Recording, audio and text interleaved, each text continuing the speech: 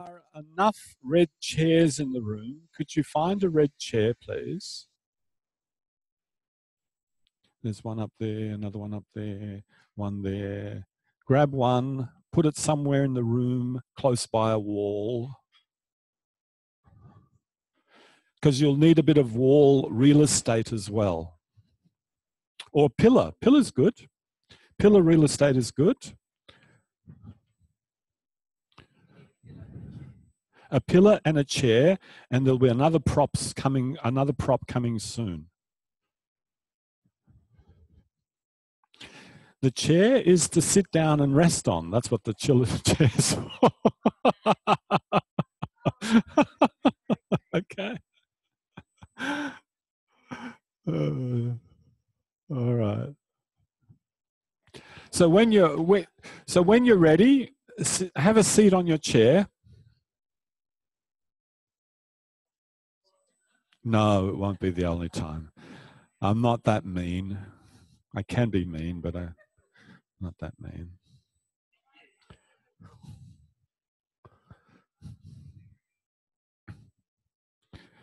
Oh yeah, sit like Laura's sitting.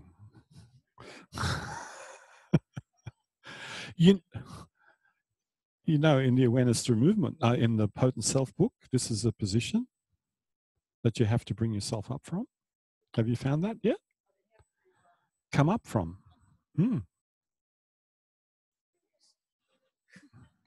That's another lesson.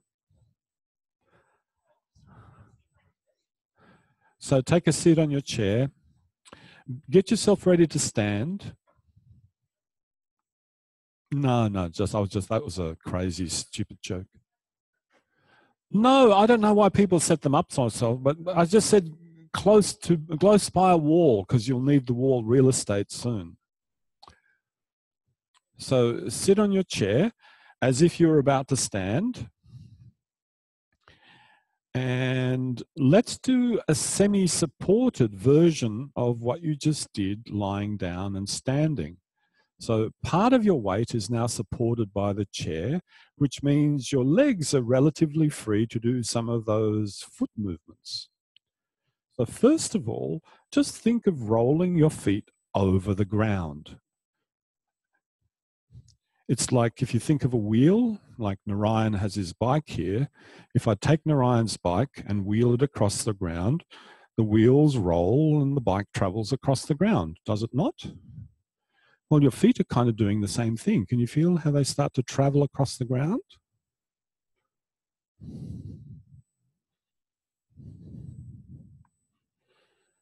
Okay, so that was one way of doing it. But what if you think that under your ground you had fabric and you wanted to gather the fabric in towards the middle? Interesting. What would happen if you had fabric in the middle and you wanted to spread it out to the sides? This is not necessarily the feet rolling over the ground anymore, is it? Or is it?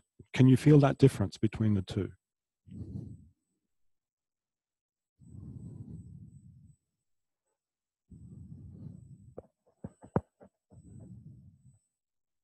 Okay. Come up to standing. Now, depending on your height, and this is really important, if I was using Anna's chair, which I'm not, but if I was using Anna's chair, this seat height is too low for me. Yeah, I would need it about there for this chair to be of use to me. But you're not as tall as I am, but Kevin is. So if you're as tall as Kevin or there, that's where the wall comes in handy, because you can use the wall to just have a little bit of, now I can breathe. There's something there that I can just rely upon for a moment. Yeah. So stand side onto the wall. So the right leg is close and your left leg is far away. Right leg is close to the wall or the chair. The left leg is far away. And now that you have that little bit of support, now take your left leg out to the side, balance it on your big toe, and do the movement that you just did at the end of the last lesson. Yes, that was the little bit confusing part for some of you, I noticed. The leg that you're standing on, use that foot to move your pelvis to the right, return it to the middle, and then to move your pelvis to the left. So you are literally using the purchase of the floor to push your pelvis right and left. Now, I'm not sure if it's a push or a pull. You can decide that.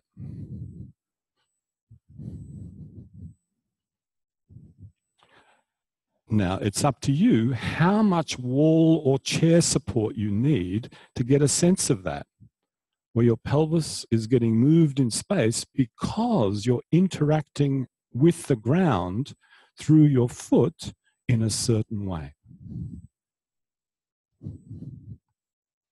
Now, this is what Anna, the slack rope walker, has to do.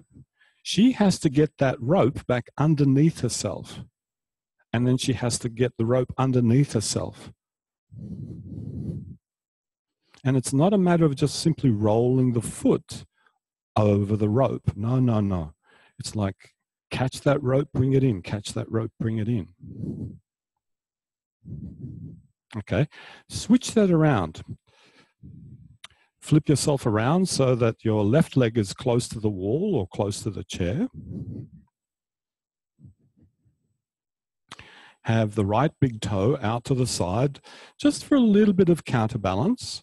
Have your left hand either on the wall or on the chair, and make that distinction again. First, simply roll your foot so that it kind of goes over the ground like a bicycle wheel or like a rolling pin. Okay, and then when you're ready, switch it. Think that you want to find the purchase of the ground to send your pelvis left, to send your pelvis right. It's a very different feel. Look for that feel.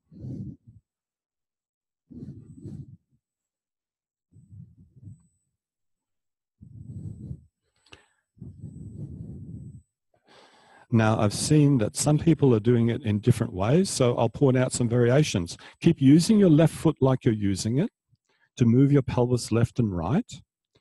And as much as your pelvis moves to the side, move your head to the side in both directions. So pelvis and head move together as a unit.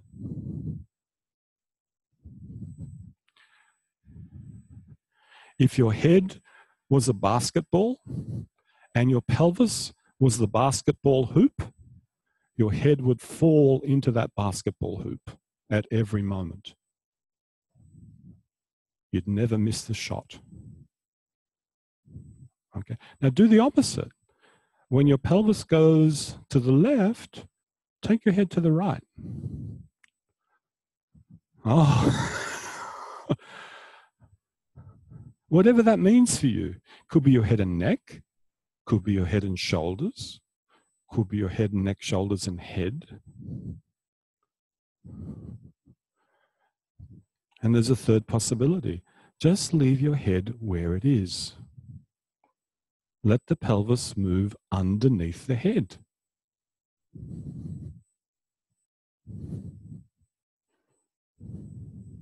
So 3 distinct possibilities here. One of those you'll prefer. Which one is it? Rest, please. Rest, rest, rest. Unless you don't want to rest and want to experiment on the other side, which you're most welcome to do.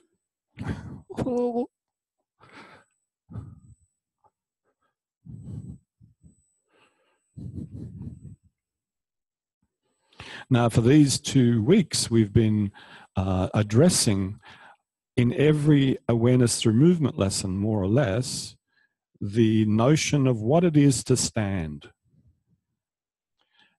which means how do we keep our balance?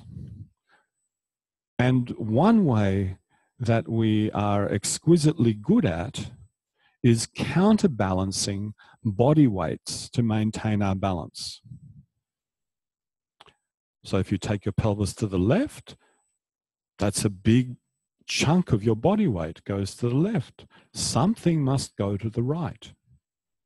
If it don't, and you go outside of your base of support, bye-bye. Or take a step. Something will happen. You either fall or you take a step.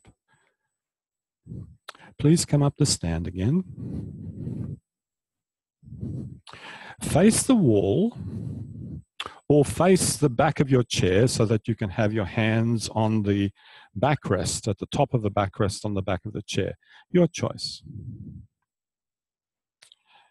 Have your feet apart. And driving the movement from your feet, take your pelvis right and left.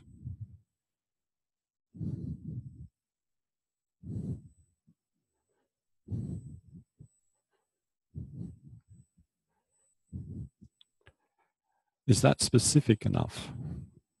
Probably not. Because you could drive this movement by rolling the feet, yes? Or you could drive the movement by thinking, okay, where do I find the purchase to push against the floor to move my pelvis? Which one are you doing? Which one comes naturally to you? Because one is the beginning of a fall and the other one is something else.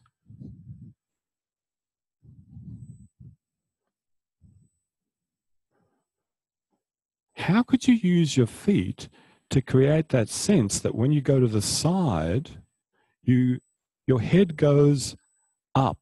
And in this case, up is where the ceiling is. Rather than going down, your head goes up. The crown of your head.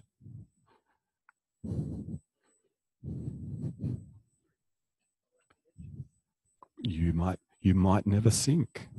Yeah, once you found your ground with the feet like that, you might never fall. Yeah, it could be a constant buoyance. Nice question.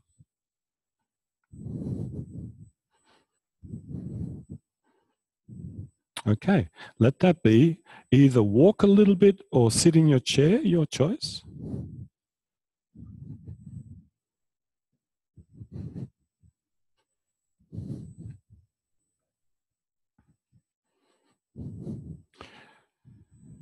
So Chelsea asked is, when you're shifting weight like that, are you doing a little arc? When you go to the side, do you arc up and then do you dip back down? And the answer was, maybe if you find the ground with your feet, you're always up.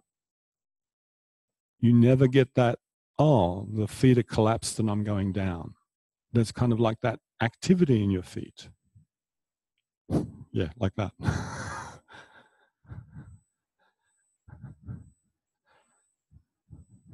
Like someone was pulling through your head and neck.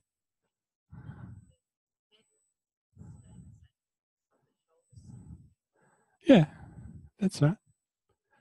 Yeah, so the more you're not holding yourself tight, the more segmented you are and things underneath the head can move differently. Yeah, sure. So come back to standing, facing the back of your chair or facing the wall with your fingertips and hands lightly resting on your object of choice.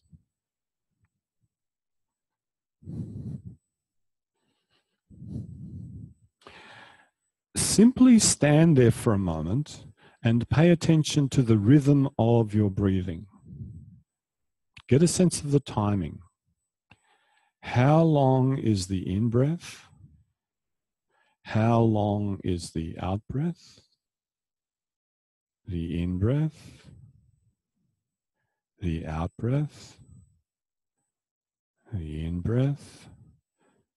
That's it. Now, the next time that you go to breathe in, shift your weight to the right. And as you breathe out, return your weight to the middle between the 2 feet. As you breathe in, shift your weight to the left. As you breathe out, return your weight to the middle and keep going like that.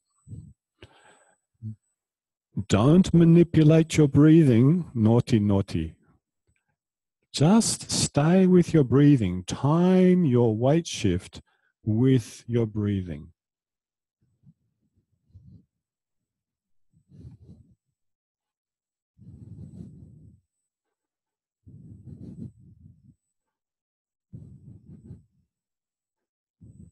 Now, I've just had a blank moment. Breathing in as we shift to one side, breathing out as we turn. Thank you. Great. So change that over. As you shift your weight onto the right leg, breathe out. As you return to the middle, breathe in. As you shift your weight onto the left leg, breathe out. As you return to the middle, breathe in. Time your weight shift to your breathing. And I've made an assumption here that you're using this tactic, this coordination of using your feet to shift yourself in space, like a really good Tai Chi master would do. This is what Tai Chi masters do. They find the ground to move their pelvis. But we're doing it in a very simplified way, just left and right. They do it in 3 dimensions.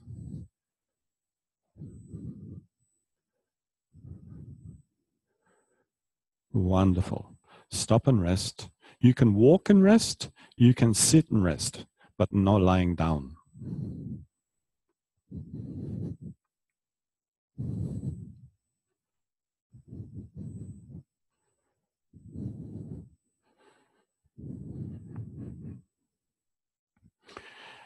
Now, what I've noticed over the years with a lot of people, when they feel that they've lost their ground, when they feel that they're losing their balance, almost everybody stops breathing.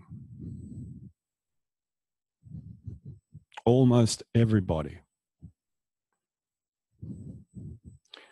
But what happens if you attune yourself to your breathing while deliberately shifting your weight?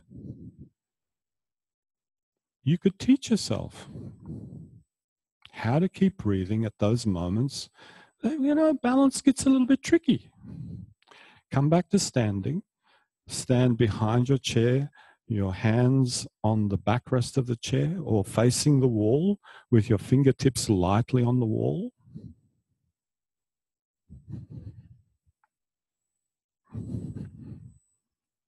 And this time,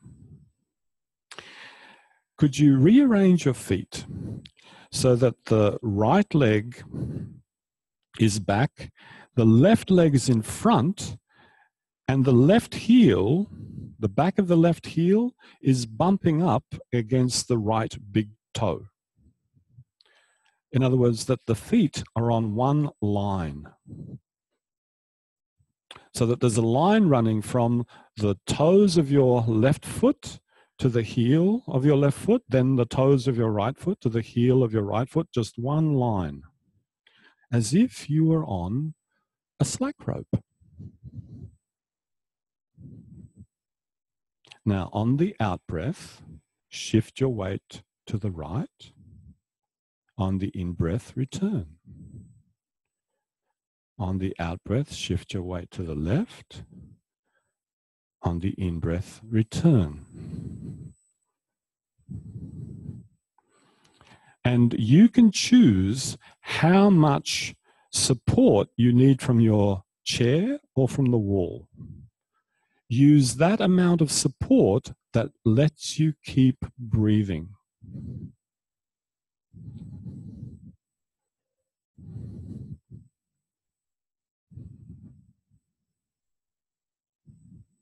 Now, this is an interesting scenario. Suddenly, your feet are having to work in opposition to each other. Yeah? The 2 rolling pins are rolling in different directions. And pay attention. Is your trunk now having to do something different?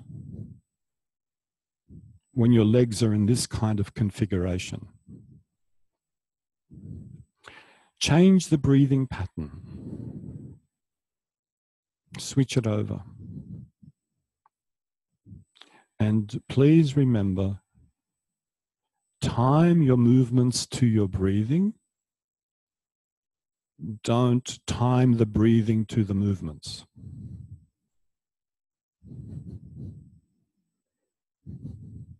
So should you find yourself gasping, you'll need to shift weight pretty quick, won't you?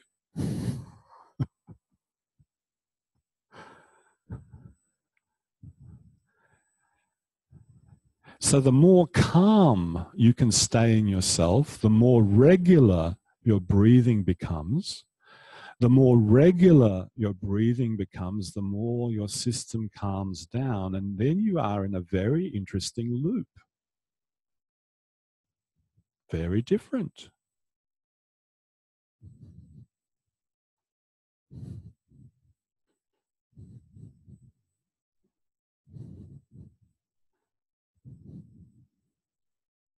Let that be. Rest again, please.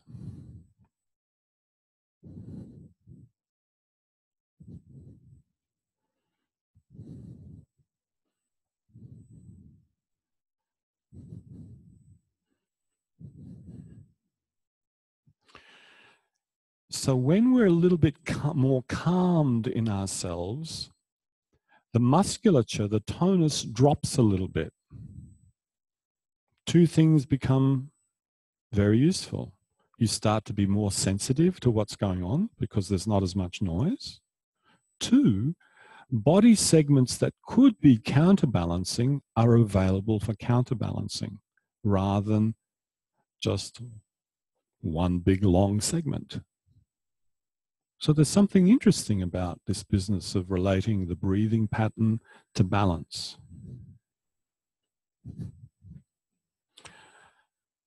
Okay, now you'll need your third prop now. Is what the second prop? I don't know.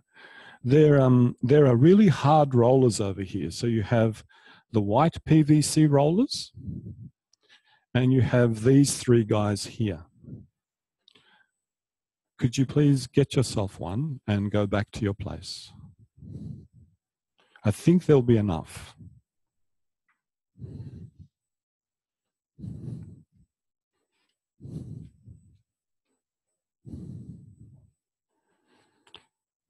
Now the PVC rollers are a little bit slippery, so if you want to take your socks off or drape some of that sticky stuff on them, that'd be a good idea if you're a little bit concerned.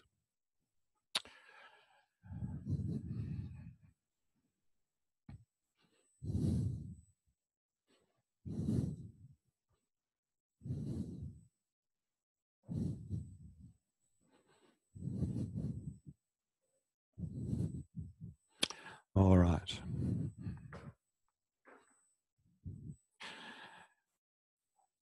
So stand behind your chair or stand facing the wall.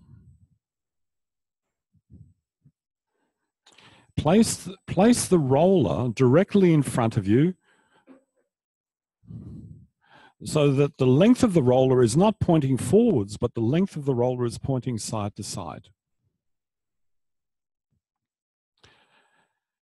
Place your left foot on the roller.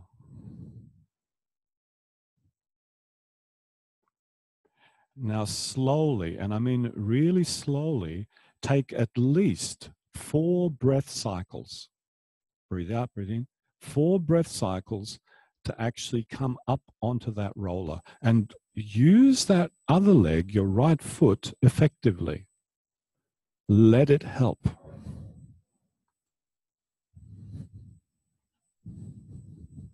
So climb aboard. 4 breath cycles to go up. 4 breath cycles to come down.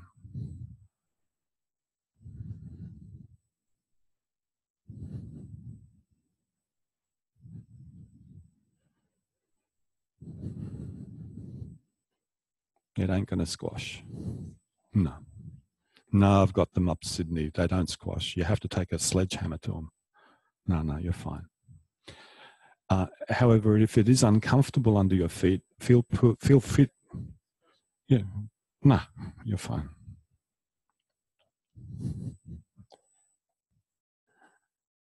If you feel safe, put the other foot on board, but then climb off it again with the same foot pattern. Okay, so don't change the foot pattern.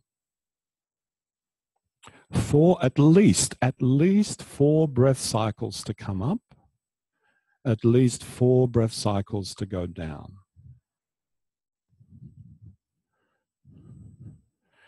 Now, I know probably for some of you, the arches of your feet will feel a little bit uncomfortable with this.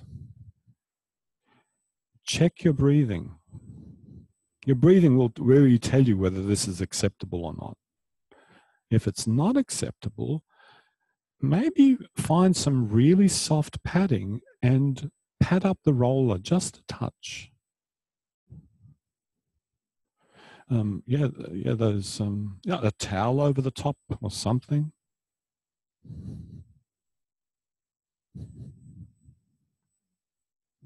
Mm-hmm. Good.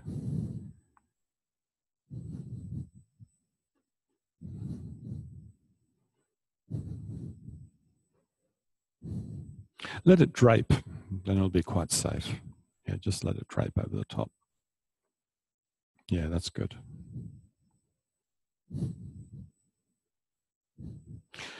Now change over which feet you're climbing on with. So put the left foot on the roller.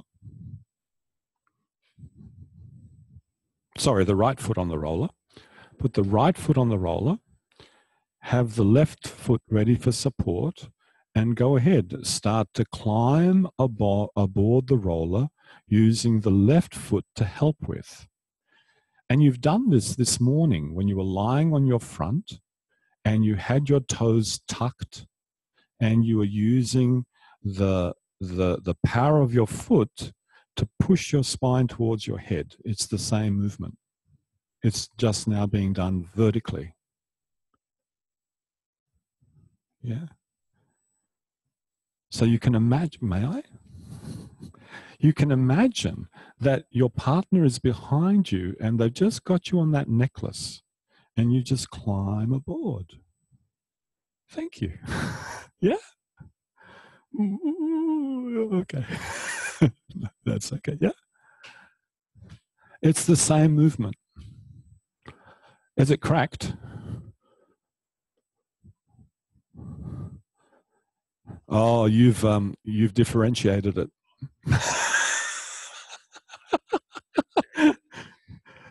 Oh, it has cracked. You okay? You okay? You might need to swap with somebody. Not your buttocks, I mean. Have a rest, please. While I deal with Kevin's buttocks. Let me deal with your buttocks, boy. Come. Show me what's happened. Did it crack completely? No, you see, it's 2 separate rollers, and you see they've been. No, it hasn't cracked. Look, I can even hear it. There's no crack in that. But they are 2 rollers that have been stuck together with gaffer tape, my boy. Would may Kevin have the other one? Yeah. So this is why when you're planning for a workshop, right? You want to get the gear that has no issues with it. No, really, because it's hard enough doing this kind of stuff. This will not crack. Okay? You're going to do your best to crack it? Okay. All right. Now, stand facing your roller again. You choose which foot you want to put on the roller to climb on board. And base your choice on your experience. Which foot was it easier to climb on with? The right foot on the roller or the left foot on the roller? Reference what it felt like to breathe. So climb aboard your roller, 4 breath cycles, and then stay there. Stay there with both feet on the roller.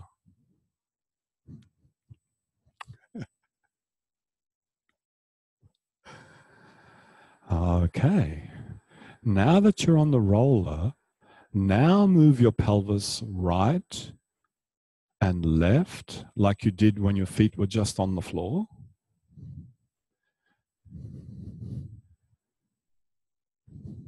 So you're using your feet to move your pelvis, not turn your pelvis, to shunt your pelvis to the right, to shunt your pelvis to the left. And you'll feel your feet doing all sorts of wild and crazy things, some of you. How do you calm that down? Maybe do less. Maybe tune into your breathing. Oh, yeah. Wah, breathe in to go to the right. Breathe out to return. Breathe in to go to the left. Breathe out to return.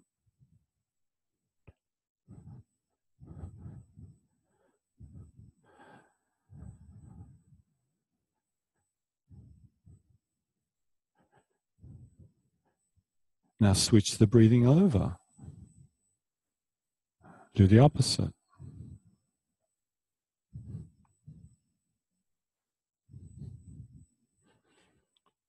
And for some of you, when you find that zone, where you're in that zone and your breathing is free, do your feet begin to operate? Do you begin to operate in a different way?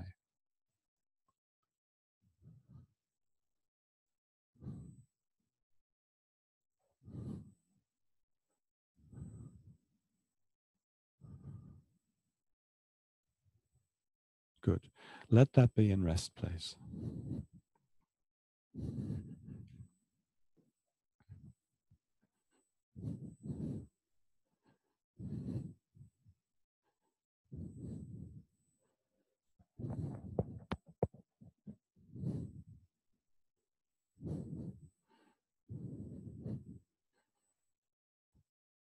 The ideas that you're playing with here don't actually come from that case study.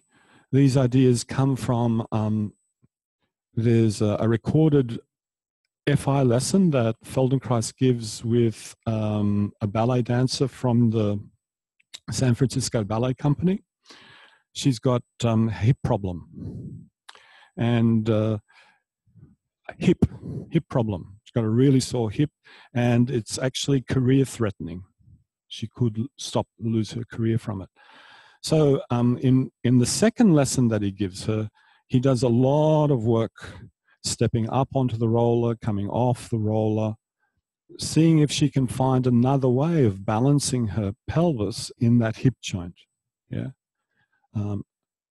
So you'll do one more variation that she ends up doing. So come back to your seat, come back to the wall, and this time have the roller to the left of your left foot so that it's the ends of the roller are going forwards and backwards.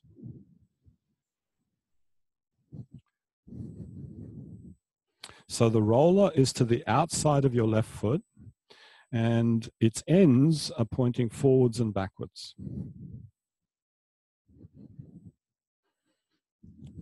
So now let's go into the same process as before. Put the left foot on the roller so that the heel is facing the heel, your back of your heel is pointing towards the back end of the roller and the toes are pointing towards the front end of the roller. And now slowly climb aboard. Take at least minimally 4 breath cycles to arrive and then 4 breath cycles to climb back down. I know it's not a high mountain. It's just a little anthill. Don't you look?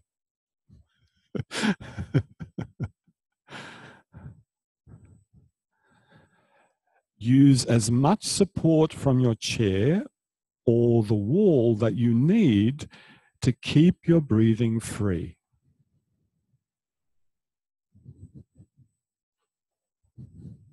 If you need to look at your foot, look at your foot.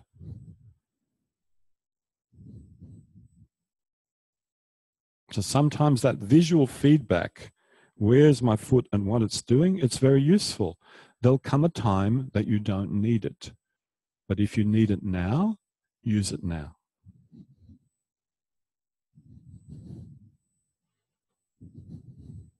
That's it. Nice, nice, nice, nice. There's that last little moment, you know, when that right foot is helping, the right foot is helping, and it's just about to leave the floor. You know, it's just hovering. That's an interesting moment when that last toe of the right foot leaves the floor. Up to that moment, the foot can still help. Sometimes my clients ask me, why do we have toes? They really don't push, do they? Well, actually, they kind of do. You just don't realize it. There's a lot of control in those little toesies.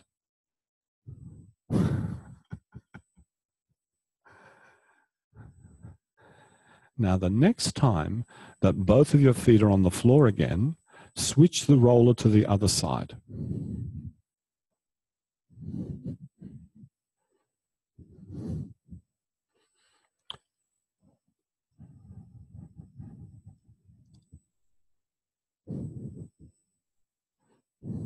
And repeat the same process.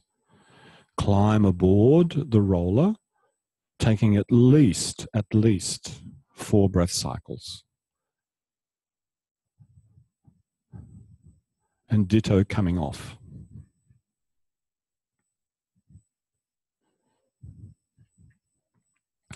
For some of you, if it's helpful to remember your partner's hand on that necklace line of your neck and to have an imaginary hand guiding you up, by all means, draw on that experience. I mean, this is why the lessons have been layered in this way, so that you can continuously draw on the experiences. Same thing with being on your tummy and pushing through that foot so that you feel the push of the foot pushes the leg, which pushes the pelvis, which pushes the spine, which lifts the head.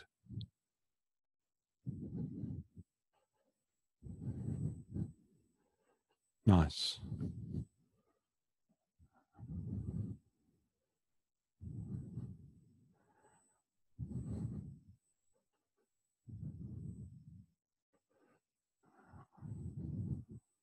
Great. Please stop, have a rest, and we'll do the final variation after you've had a rest.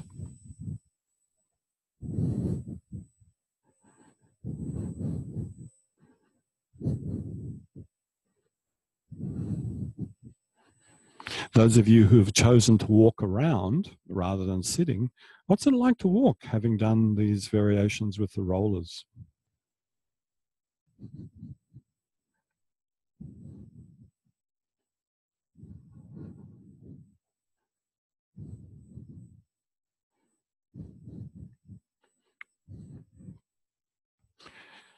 So, I really can't remember whether you've been told or given this heuristic of how to create a constraint. The prototypical constraint when it comes to positioning is you try to create some sort of triangle. Yeah, so this one, you know, when you've got your hands like this, yeah, well, yeah, sort of, right? But the classic one, you know, balancing flexors and extensors, as soon as you cross those legs, all that movement potential in your hip joints, bye-bye.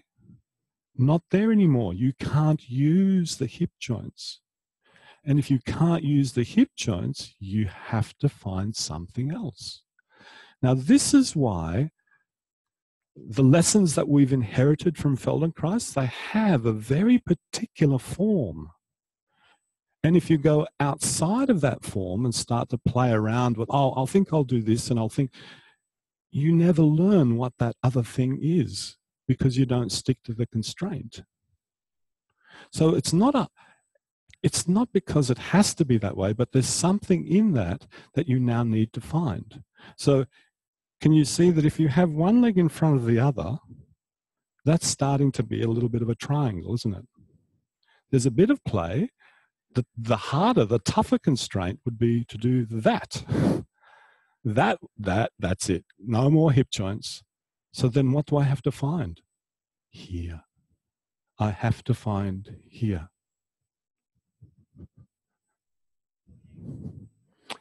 Ankles in this one, goodbye ankles. Goodbye. It's pretty much up here. But that's not what we're doing. So now could you either have the roller to your left or have it to the right? The side that you could climb up on with the breath the freest. So climb up onto your roller. And then, this is why the rollers have to be a certain length. And then choose which foot you want to have in front, so that the heel goes to the back, the back of the heel goes to the toe. The legs, the feet are in one line. Great. Now, shift your pelvis to the right, shift your pelvis to the left.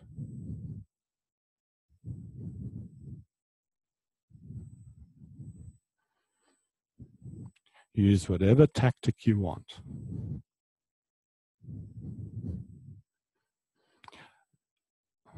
So the constraint is there. Tune into your breathing.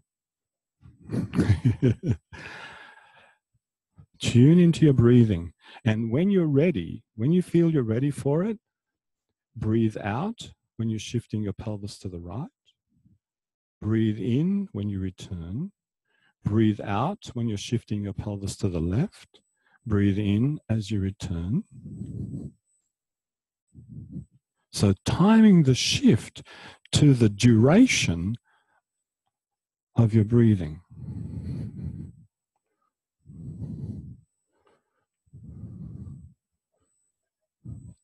I left that unspecified. Use whatever you can at this moment in time. Now switch the breathing pattern around.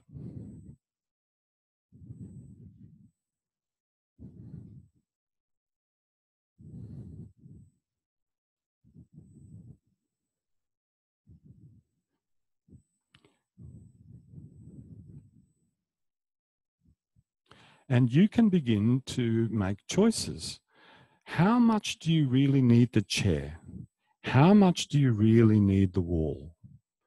Do you still need to look at your feet? If so, continue. If not, don't. Semi-look at your feet. Change which foot's in front, but still the same breathing pattern. So switch over the feet, stay on the roller, switch over the feet. If you can't stay on the roller, hop off the roller. It just means you get to climb back on board again. Same breathing pattern and continue.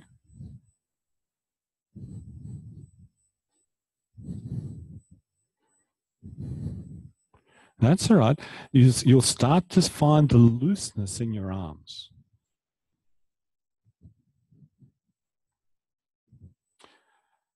When you see people playing blindfolded games and they have to walk, very often you'll see them stiffening their arms. It's like ready for something. When you start to get the hang of this and you're attuned to your breathing, you'll feel your arms beginning to soften.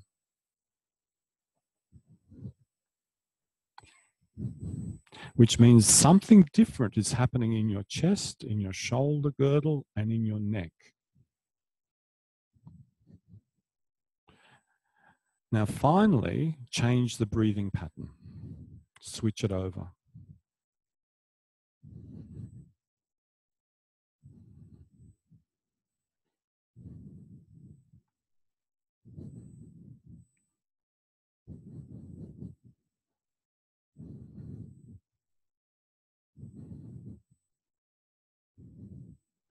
Some of you are taking your head to the left as your pelvis goes to the right. Yeah, that's a good solution.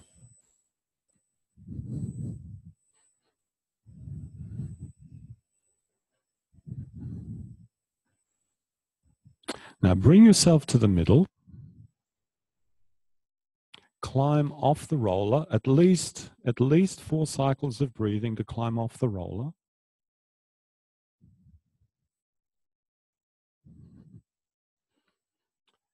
And then step away from the roller, step away from your chair, step away from the wall, and simply stand.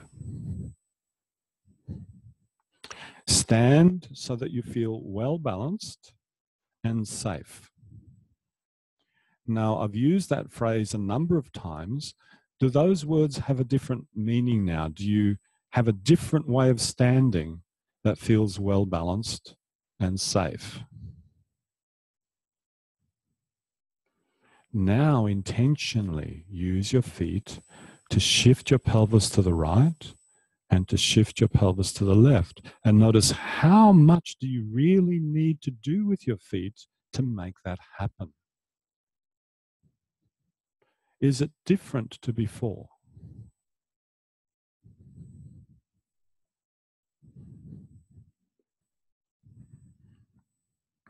Wonderful. Please walk a little bit. Feel how you experience yourself walking. And then for the last time in this segment, we'll gather together in our corners and do the class FI. So as you walk around, if you could collect your roller and put them back at the front of the room, that'd be great.